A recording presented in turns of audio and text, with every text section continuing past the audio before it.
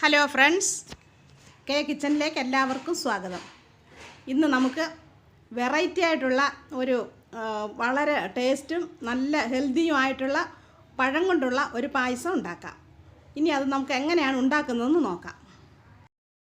അതിനുവേണ്ടി ഞാൻ പഴം എടുത്തിട്ടുണ്ട്, പാലെടുത്തിട്ടുണ്ട്, ഉണക്ക മുന്തിരിങ്ങ, കറുത്ത മുന്തിരിങ്ങ എടുത്ത്, അണ്ടിപ്പരിപ്പ്, പഞ്ചസാര, ഏലക്ക പൊടിച്ചത്, നെയ്യ്, ഇത്രയും സാധനങ്ങളാണ് നമുക്കിതിന് ആവശ്യമായിട്ടുള്ളത്. ഇനി നമുക്കൊരു പാൻ അടുപ്പത്ത് വെച്ച് നമുക്ക് അത് ചൂടാകുമ്പോഴേക്ക് നമുക്ക് അതിലേക്ക് സ്വല്പം നെയ്യിട്ട് കൊടുക്കാം.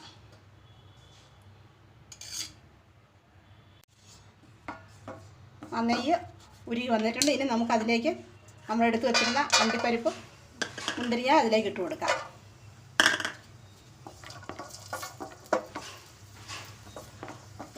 അത് നമുക്കിതൊന്ന് ചൂടാക്കി ഒന്ന് വറുത്തൊന്ന് കോരിയെടുക്കാം.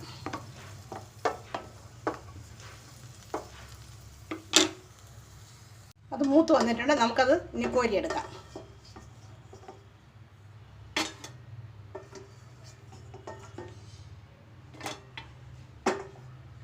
ആ നെയ്യിലേക്ക് തന്നെ നമ്മൾ അരിഞ്ഞു വെച്ചിരുന്ന പഴം ഇട്ട് കൊടുക്കാം. എന്നിട്ട് നമുക്കിതൊന്ന് ഈ നെയ്ക്കകത്ത് ഒന്ന് വഴറ്റിയെടുക്കാം.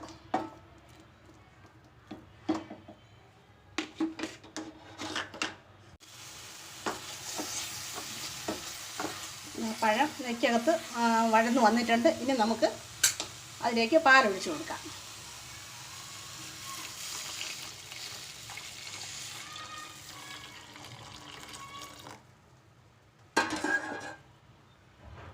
ഇത് നമുക്കൊന്ന് ഇളക്കി കൊടുക്കാം.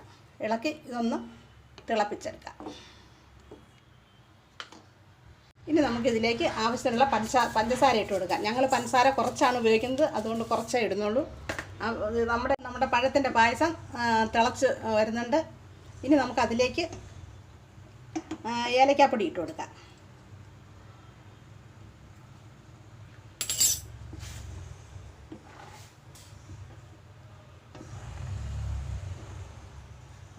ഇനി ഇതൊന്ന് ഒന്ന് കുറുകാൻ വേണ്ടി കൊടുക്കാം, തിളച്ച് കുറുകാൻ വേണ്ടി കൊടുക്കാം. കുറുകി വരുന്നുണ്ട്, നല്ലപോലെ തിളച്ച് കുറുകി വരണം. വേണ്ട, ആ പഴമെല്ലാം നല്ലതുപോലെ വെന്തിട്ടുണ്ട്, വെന്ത് വേണ്ട പറ്റി വരുന്നുണ്ട്. ഇനി നമുക്കതിലേക്ക് നമ്മൾ വറുത്ത് കോരി വെച്ചിരുന്ന ഡ്രൈ ഫ്രൂട്ട്സ് ഇട്ട് കൊടുക്കാം.